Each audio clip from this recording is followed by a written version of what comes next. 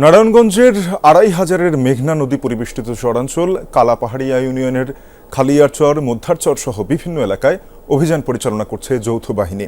সেখানে আছেন সহকর্মী আমির হোসাইন স্মিথ। যাব তার কাছে। স্মিথ, এই অভিযানের উদ্দেশ্য এবং এখন পর্যন্ত কি কি পাওয়া গেল জানাবেন আমাদের। যে নারায়ণগঞ্জের নদী পরিবেষ্টিত চরাঞ্চল এই কালাপাহাড়িয়া ইউনিয়নের বেশ কয়েকটি এলাকায় কিন্তু যৌথ বাহিনী অভিযান চালাচ্ছে।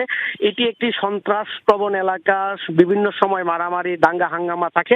সে কারণে কিন্তু যৌথ বাহিনী এখানে সকাল থেকে এই এলাকাটি ঘিরে ফেলে অভিযান শুরু করেছেন। আমরা যদি একটু ভেতরে দেখাতে চাই, এখন পর্যন্ত এই অভিযানে প্রায় 350-র মতো আর বিভিন্ন দেশীয় অস্ত্র অর্থাৎ টেটা, বল্লম, জুতা সহ বিভিন্ন সামগ্রী কিন্তু ইতিমধ্যেই উদ্ধার করেছে এবং একটি বিদেশি পিস্তল সহ এবং মাদক দ্রব্য সহ বিভিন্ন মালামাল কিন্তু তারা উদ্ধার করেছেন। অভিযান কিন্তু এখনো চলমান রয়েছে, অর্থাৎ এই কালাপাহাড়িয়া ইউনিয়নের যে মধ্যারচর, খালিয়ারচর, কদমিরচর সহ বিভিন্ন এলাকায় সকাল 7টা থেকে কিন্তু সেনাবাহিনীর বিশেষ টিম এবং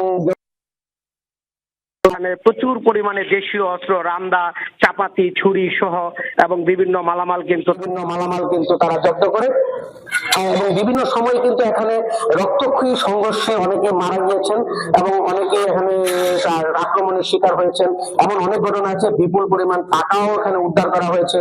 দুটি পিস্তল আমরা দেখতে পাচ্ছি যে দুটি পিস্তল এখানে ইতিমধ্যে উদ্ধার করা হয়েছে। বেশ কয়েক রাউন্ড গুলি আছে, ককটেল আছে, বিভিন্ন ছোট ছোট মানে চাপাতি, ছুরি, ছোড়া, রান্দা সহ বিভিন্ন সামগ্রী কিন্তু ইতিমধ্যে তারা উদ্ধার করেছে। সেনাবাহিনীর সদস্যরা এখনো বিভিন্ন এলাকায় তাদের অভিযান চলমান রেখেছে। তারা বলছেন যে আরো কিছুক্ষণ তাদের অভিযান চলমান থাকবে, তারপরে তারা কিন্তু সার্বিক পরিস্থিতি নিয়ে আমাদেরকে একটি ব্রিফ করবেন। সেখানে আমরা বিস্তারিত তুলে ধরতে পারবো আসলে কি পরিমাণ অস্ত্র শস্ত্র, গোলাবারুদ। সেখানে আসলে পূর্ণাঙ্গ তালিকাটি পাওয়া যাবে। আমরা দেখছিলাম যে দেশীয় অস্ত্র, আগ্নেয়াস্ত্র, টাকা সহ বেশ কিছু সন্ত্রাস সামগ্রী আসলে সেখানে যৌথ বাহিনী অভিযানে পাওয়া গেছে। স্মিথ, আপনাকে ধন্যবাদ।